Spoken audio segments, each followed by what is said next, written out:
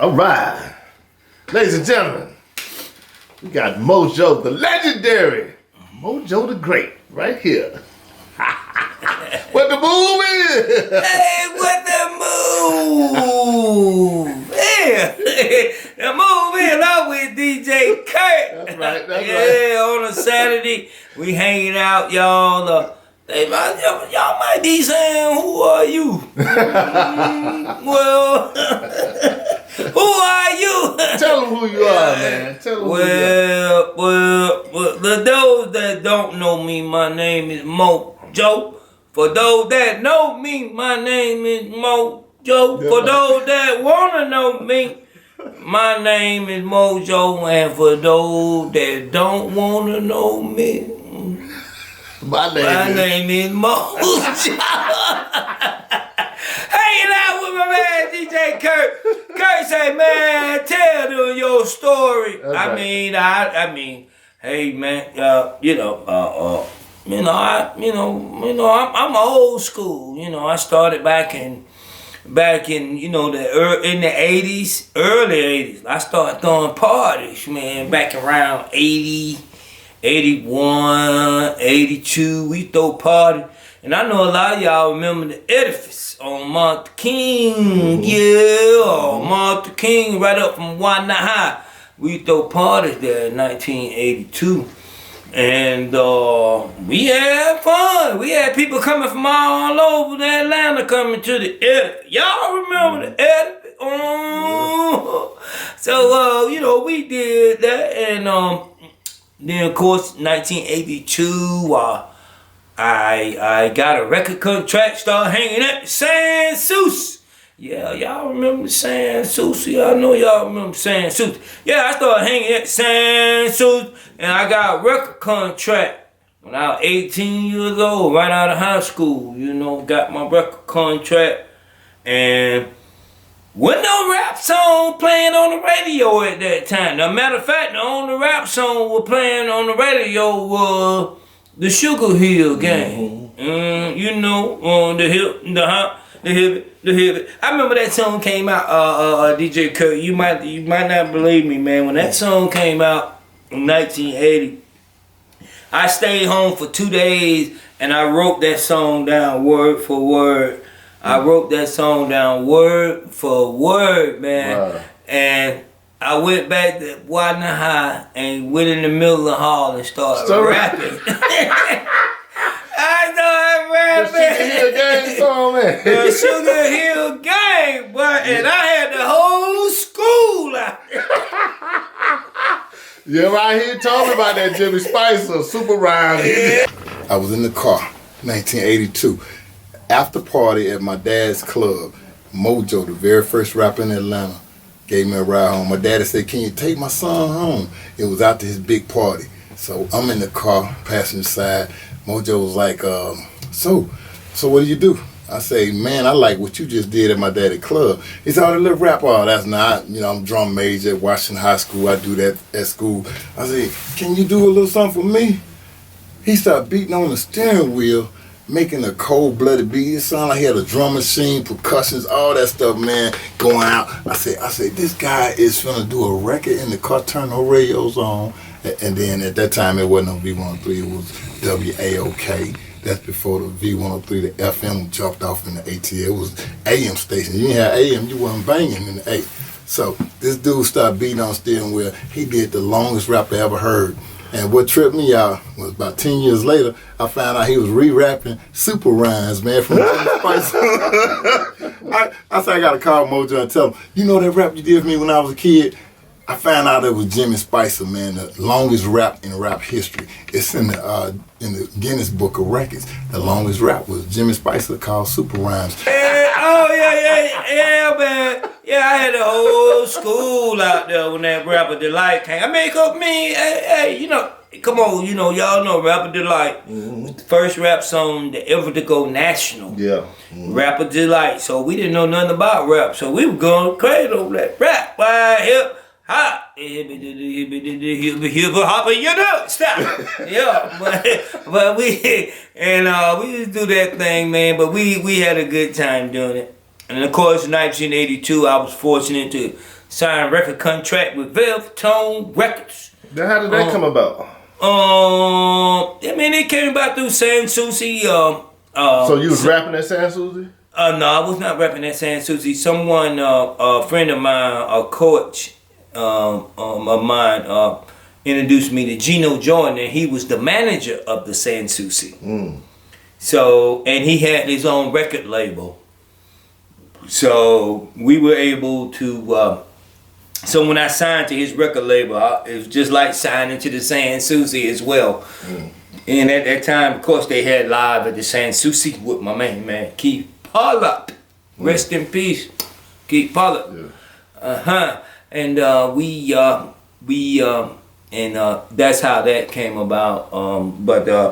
So we did Let Mojo Handle It within the studio, and at that time, there was no. I mean, if you listen to the song Let Mojo Handle It, if you go to YouTube, listen to it, or you hear it on my show, it's all live instruments. There is no program instrument in Let Mojo Handle It. Wow. It was all live instruments. I had live drummers. I had a Skin from the SOS band.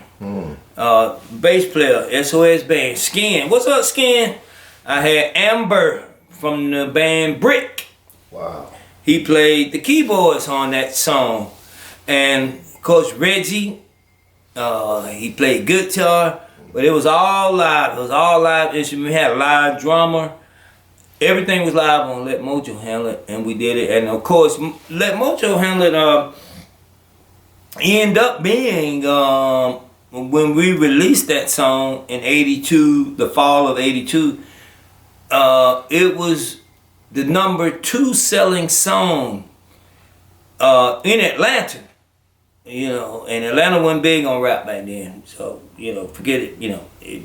But but Let Mojo Handle It was selling #2. You want to know what was #1? Sexual Healing by Marvin Gaye. Me and Marvin Gaye ran neck and neck in record sales here in Atlanta. Real talk, real talk, bruh. Then 1982, and of course, we did Let Mojo Handle It, and of course, in 1984, I went to Memphis. I went to Memphis, Tennessee, to Ardent Studios.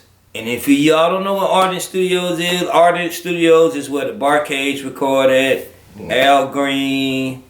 That's where Otis Redding used to record at back in the day. All of them was used to be at Ardent Studios in Memphis, Tennessee.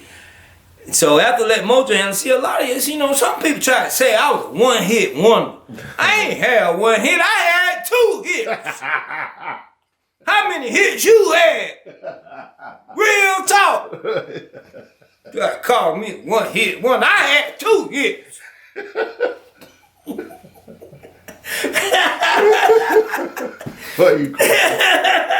Real talk. I went up to after Let Mojo Handle It was a big success. Like I said, #1 in Atlanta. What label was that, Mojo? That was Velvetone Records. Velvetone, okay. It was Velvetone Records in 1982, and then I had some issues with Velvetone, and I got to a new label called Jam the Box record label with Henry Simpson. Rest in peace, Henry. Rest in peace, Gino. All my producers, they have gone away. That helped me get my start. And rest in peace, Gino. Rest in peace, Henry. And in 1984, I went to, like I said, I went to Memphis, man, and we went to the studio. And I had Ruben Fairfax.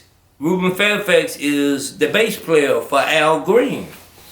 He was my producer in Memphis, and we went to Ardent Studios. They brought in some kids. I'd never seen these kids before. About 7 or 8 kids, and we sat down for an hour and we practiced and we practiced and we practiced. And we went in the studio and we recorded Stump and Twig. Stump and Twig. And we did that in Memphis, Tennessee. And of course, Stump and Twist became number 2 once again in Atlanta radio as far as record sale. You want to know what the number 1 song was? I always feel like somebody watching me. Rockwell. It was Rockwell and Michael Jackson. They were number 1. I was number 2 for 6 weeks. Wow. Throughout the state of Georgia in 1984. Hey, real talk, bruh. So, hey, I just like, hanging out with you guys. You know, appreciate you, DJ Curt. Appreciate you for having me. People be wondering, like, what else I was talking to Curt and talking about the song My Boo. At night I think of you. That's my beat. That's Stump and Twist is the beat to that song. It was sampled to that song. I'm very proud of it. Song is big. So next time y'all know that's my beat on that song. You know that's my beat on his song though, right? What? Which one? The My Boo? Yeah. The bass is Stump and Twist. The bass kick is Stump and Twist. That's why they gave me the gold record for that. And you know, I just talked to Jarvis day before yesterday, and you know what he told me about that same song? That was a Kilo song. And Kilo let Jermaine hear it, and they just took it. But Kilo came with that came from Stevie Wonder. And isn't she lovely? Isn't she wonderful? Damn, so here, boy. Yeah, Kilo. Jarvis just told me. I'm gonna get Jarvis. I got Jarvis. I'm doing Jarvis on Wednesday. You know what? That makes a lot of sense. I'm doing Jarvis on Wednesday. Whoever came up with it, that's Kilo. That's Kilo style. He always takes a song and that's Kilo. That's how he come up with all his shit. I produce. I got some. But you know what though? You know what? You know what? Now that makes a whole lot of sense though, because that is the same melody. He told me, man. He said Kilo called him and said, man, they got my song. He's like, what are you talking about? Everybody think the same. He's no, man. They got my song. I did it just the way I did it. And sure enough, yep. But that's the intro of it. But because you know the other part is yeah, boy, you should know. Yeah. The other part, that bass part they sample sample. Oh wow, the stump. Yeah. I you know what? I didn't realize it. I would have never known it, man. And Colin came up to me with a gold record and had to Mojo. For the $100,000 when they sold $100,000. Wow. I got the gold record on my wall right now. Wow. Yeah. That's what's up. Yeah. So he did come to me and say, hey man, but he didn't tell me that. And I'm like, man, he like, man, you ain't know that song, man. That's Stump and Twist. Wow. He said that's Stump and Twist. The beat is Stump and Twist. Wow. Now I got to go back and listen to it. No, I mean for real talk, man. I know you for real. That's why I got to really, cause I'm a producer. I got to analyze it like damn. Cause he Colin not a musician, but he was good at putting, like you say, that's why shit come together. That they took that melody. Mm-hmm. You know what I mean? And did the front part of it. Yeah. Took my beat and put it on the beat of the song. Wow. You know what I mean? Wow. And the rest is history. But if he hadn't told you that, you would have never known. I'd never know. I would have never known. I've never known. Cool Collie. I got to get him too. I got to see Cool Collie. Yeah, I would have never known. That's Stump and Twist beat on that. So, hey, I just been chilling, man. Been in the private work sector for 33 years. Hopefully I can retire and collect me a pension here soon. You know what I mean? Now, Mo, before you got your record deal, now you was rapping, right? Now, of course, you was rapping because you got the deal. Now, who discovered you? Who said, man, come on, man, you sound good. I need to get you to this person to sign you, or I need to sign you. Now, who was that? Who discovered you? That was Gino Jordan. He was the first one.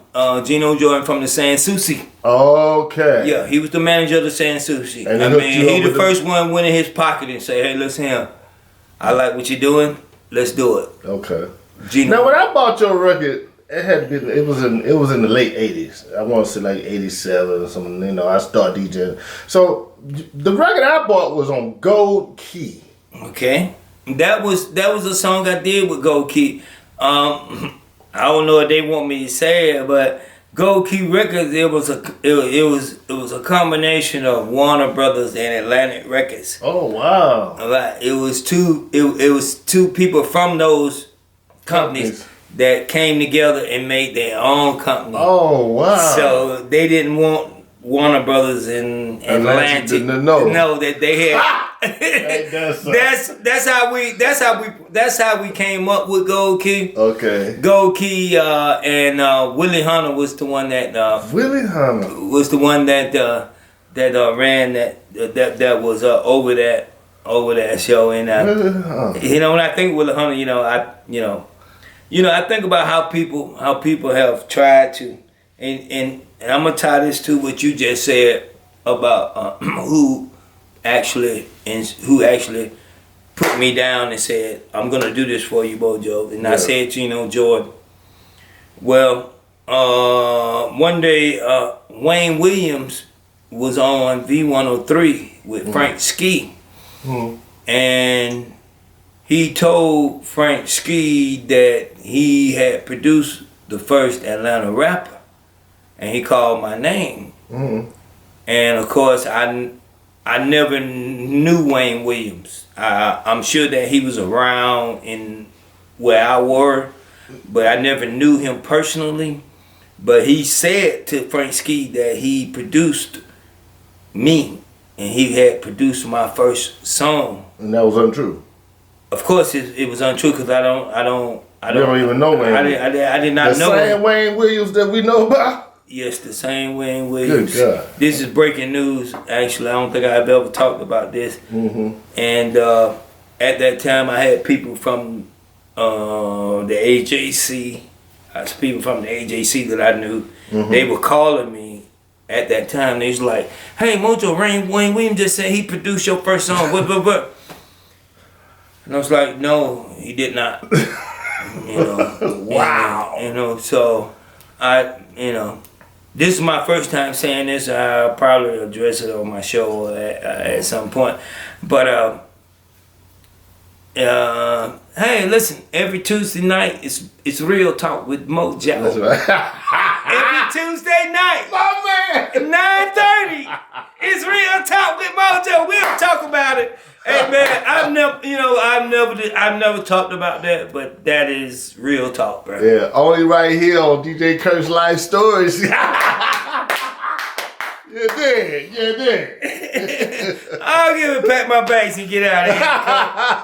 Thank you for having me, man. Thank you, man. I appreciate you, man. Thank you, man. Hey, we got a whole lot more work to do, man. Hey, this just the beginning. Real talk. It's just beginning. You see the studio, right? Yeah, man. I like it too, man. I like it. Yeah, you welcome anytime, brother. Anytime you welcome. We can come over here and make some music, man. I appreciate it. I appreciate that, Really, man. man. And we're gonna make it happen, Curt. Real talk. I love you, bro. We Grady babies, Yes, sir. man. That's Real right. talk. That's But right. ain't no social distance either. Ain't no social distance between me and you, man. What the move is? We really know what's going on. What the move is? When you got that connection with God, you already know what it is, man. Like real talk. And shoot, I paid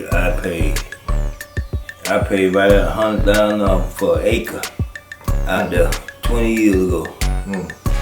Now them houses out there selling for $200. Right next door. Wow. That's why they call it real estate. That's right.